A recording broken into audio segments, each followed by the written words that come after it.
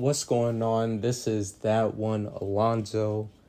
After a month-long hiatus, let's talk about TNA wrestling, particularly the Righteous Deletion match between the Hardys and the Righteous for the TNA World Tag Team Championships. Aired July 23, 2026. And while I'm not a big fan of cinematic matches, it is certainly not my cup of tea. It was very interesting in the way that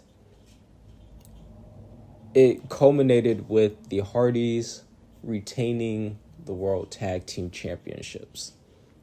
And it's not necessarily a problem now having the Hardys win their own match at the Hardy compound, but it is a noticeable concern when your top act is a legendary tag team, but there's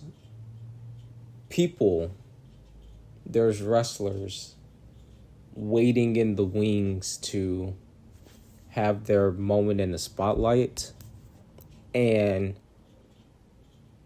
the only reason that they're not is because TNA decides that because they're trying to get their footing after securing a TV deal, that we can only keep the top acts on top in order for their show to grow, which only works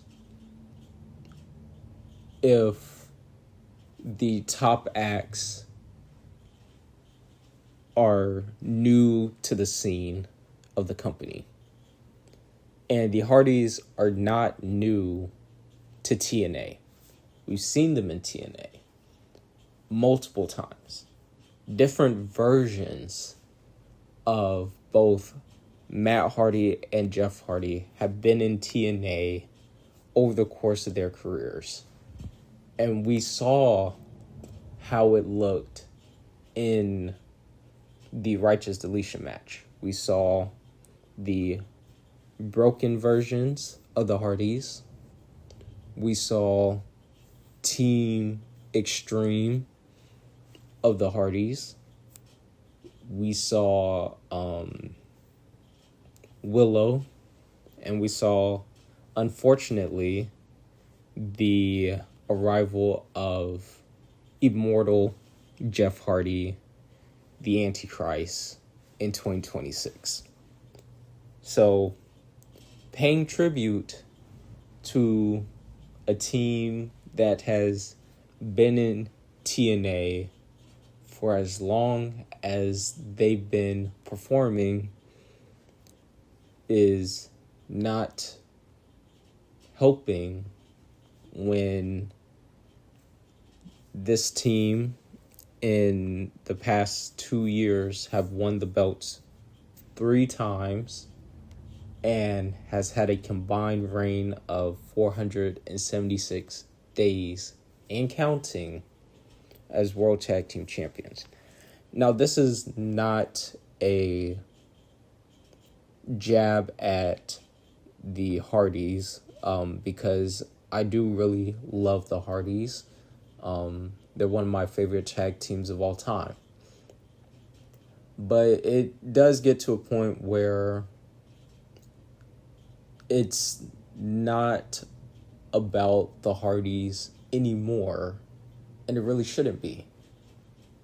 Or at least in the grand scheme of things, the Hardys should be that vessel, that aid, that foundation to make tag teams great in TNA.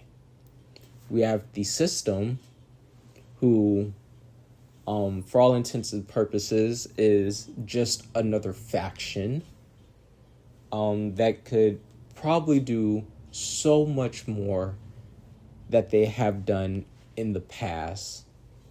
You have the Righteous, who's been at war with the Hardys since their arrival, not holding the belts but having good storyline matches with the Hardys. And you probably have other tag teams that I am blanking on at this moment. But the idea that if TNA wishes to keep the Hardys on top for a little while longer, they're in for a rude awakening, as with the influx of wrestlers leaving TNA, the belief that, if we just wait a little longer, we'll have better matches, the sponsors will come in, everything will get bigger and better. Eventually, hoping and waiting for things to get better will eventually run out. That's it for this video. Like and subscribe if you already haven't, and I will tune in to you guys next time.